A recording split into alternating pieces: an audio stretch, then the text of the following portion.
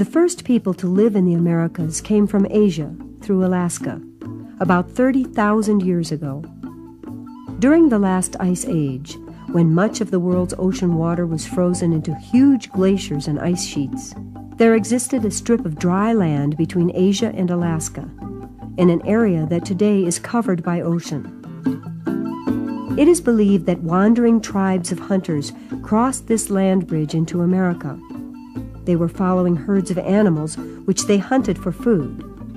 For the first Americans lived by hunting and gathering, which means they obtained food through hunting or fishing, and by gathering wild plants they could eat.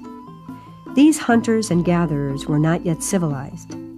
Civilization began after a very important shift in the way they got their food, the shift to farming. By about 6000 BC, some people began to raise certain wild plants as crops. Farming or agriculture allowed people to settle down and live in one place. They no longer wandered over the earth in search of food. They settled in villages and raised crops. Of these crops, one was destined to become the most important of all: corn, or maize as the Indians called it. The development of civilization in the New World would be based on this plant. As people settled down to farm, they began to build permanent houses like this one. And as more people took up farming, villages grew into large towns.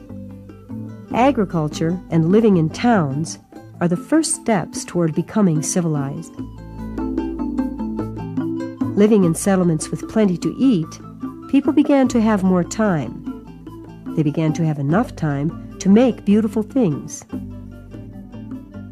Artisans became adept at working with clay, wood, and metals.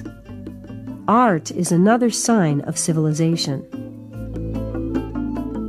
Other marks of civilization are social organization, trade, and a knowledge of math and science. And finally, civilized people usually have a written language.